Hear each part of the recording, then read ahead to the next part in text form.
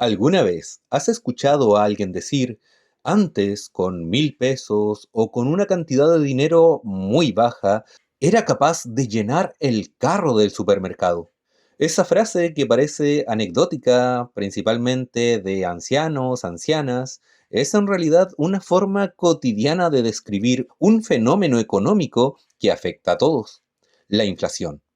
Aunque muchos la oyen nombrar en las noticias o la sienten en el bolsillo, pocos entienden qué es realmente, cómo se genera y lo más importante, cómo nos afecta y qué se puede hacer al respecto. Cuando escuchamos inflación, muchas veces pensamos en cifras abstractas que parecen pertenecer al mundo de los economistas. Sin embargo, la inflación es todo menos abstracta. Está en la panadería, en la bencinera, en el supermercado y en el silencio incómodo que aparece cuando el sueldo ya no alcanza para lo mismo de antes. La inflación no es solo un número publicado por el Banco Central, es una fuerza silenciosa que erosiona día a día nuestra capacidad de vivir con dignidad y libertad económica. Te explicaré la inflación desde cero, recorriendo sus causas, consecuencias, mecanismos de control y hasta curiosidades históricas que parecen sacadas de una novela. Porque entender la inflación no es solo cosa de economistas, es fundamental para cualquiera que quiera cuidar su dinero y construir una vida financiera estable. Entonces, ¿qué es la inflación? La inflación es el aumento generalizado y sostenido de los precios de bienes y servicios en una economía durante un periodo de tiempo.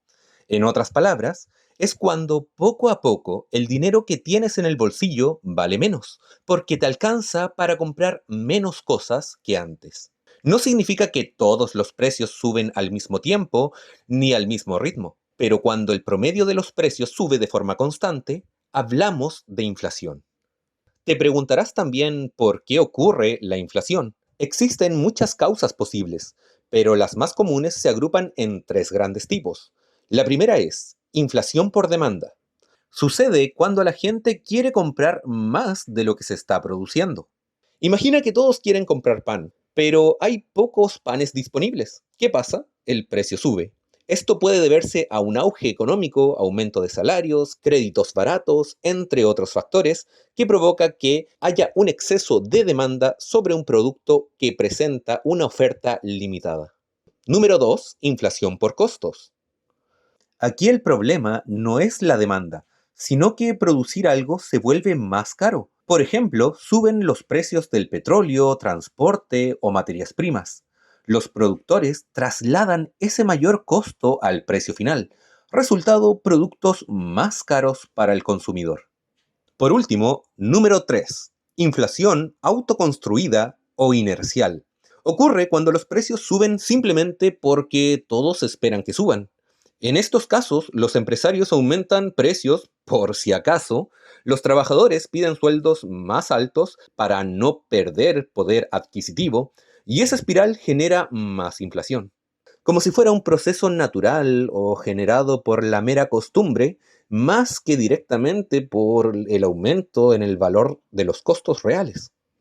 ¿Cómo se mide entonces la inflación?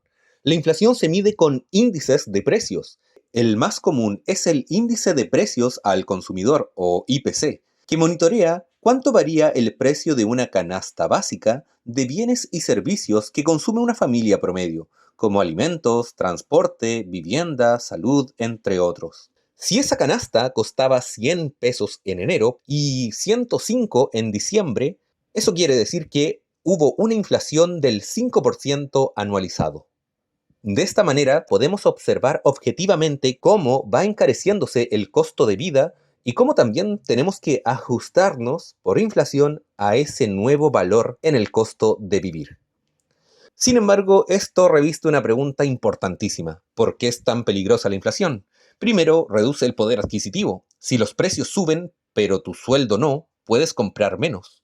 Afecta el ahorro, tener dinero guardado pierde sentido si cada día vale menos. Por eso guardar dinero en efectivo en el colchón es la peor idea de inversión o incluso sin ir a la palabra inversión de ahorro que uno puede realizar, ya que el dinero simplemente se devalúa con el paso del tiempo. Por otro lado, distorsiona decisiones. Empresas e individuos se confunden al tomar decisiones de inversión, consumo y precios al ver que todo está subiendo progresivamente. Lo más grave de todo esto es que aumenta la desigualdad. Los más pobres, que gastan una mayor parte de sus ingresos en bienes básicos, sufren mucho más. Y es aquí entonces cuando vamos a la pregunta, sin lugar a dudas, más importante de toda esta situación. ¿Cómo controlamos entonces la inflación? Aquí entra en escena el Banco Central, la institución que vela por la estabilidad de los precios. Las herramientas más comunes para controlar la inflación son, en primera instancia, una política monetaria. El Banco Central puede subir las tasas de interés para encarecer el crédito y desincentivar el consumo. Así se enfría la economía y bajan los precios. Es como ponerle hielo al café caliente. De esta manera se puede observar también que el aumento en las tasas de interés fue algo que la gran mayoría de países adoptó posterior a la pandemia. ¿Para qué? Para nuevamente enfriar el consumo y desacelerar un proceso de inflación que se descontroló bastante por una crisis. Como número dos, también tenemos una política fiscal.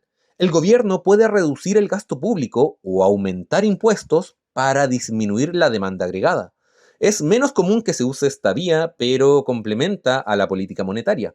Por ejemplo, si alguien quiere que por temas de salud o por temas financieros aumente el impuesto a los cigarros, esto en la teoría provocaría que la población compre menos cigarrillos porque está más caro, el valor agregado gracias a una política fiscal provoca el aumento en el valor de dicha adicción. Como tercer aspecto de control inflacionario, pero por lejos el menos recomendado, es el control de precios. Algunos gobiernos intentan fijar precios máximos y puede funcionar a corto plazo, pero a largo plazo genera desabastecimiento, mercados negros, pues se está combatiendo el síntoma, pero no la causa.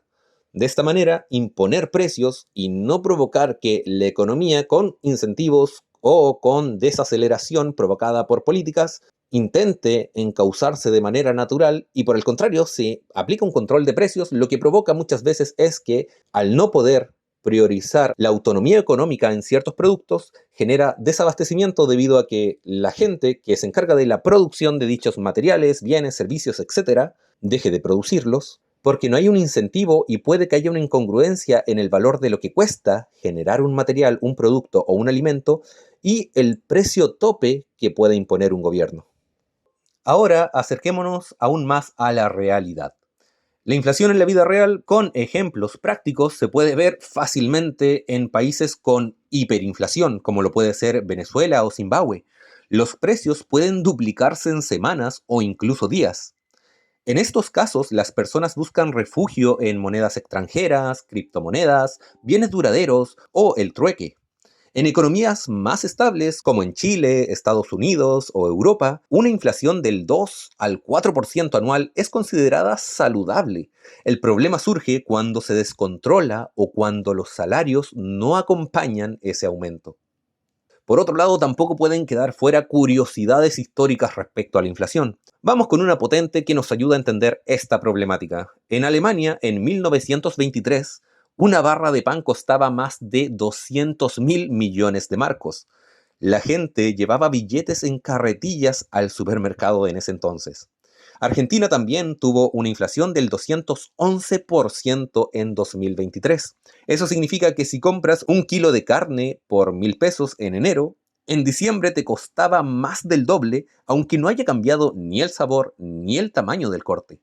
Algo completamente diferente se puede observar en países con baja inflación, como por ejemplo Suiza.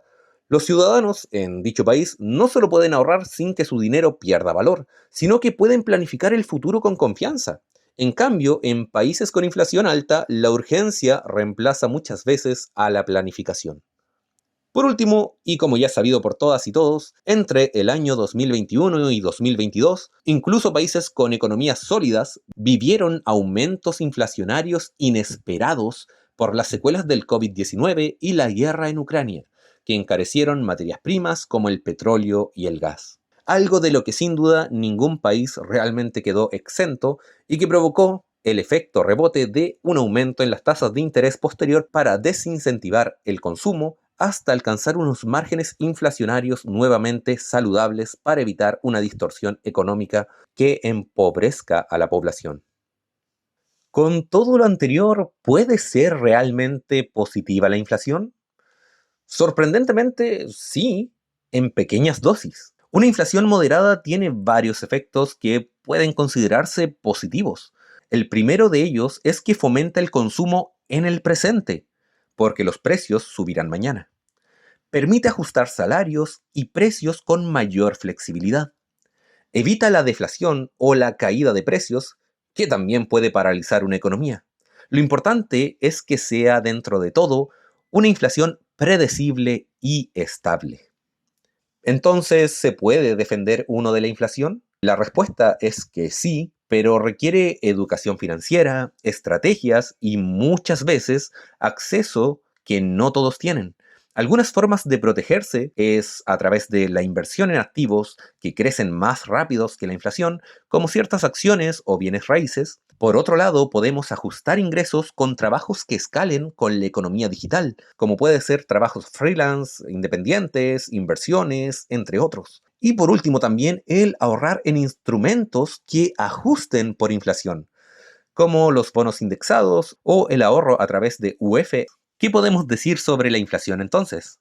La inflación no es un monstruo invisible, pero sí uno al que hay que entender y sobre todo vigilar.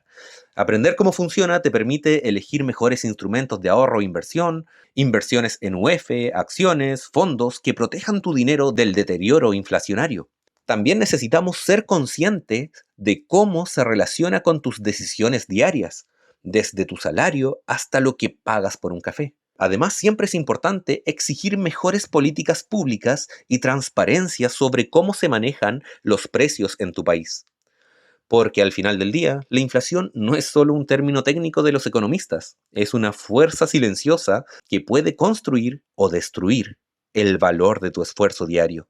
Y mientras más sepamos de ella, más poder tenemos para proteger nuestro futuro financiero.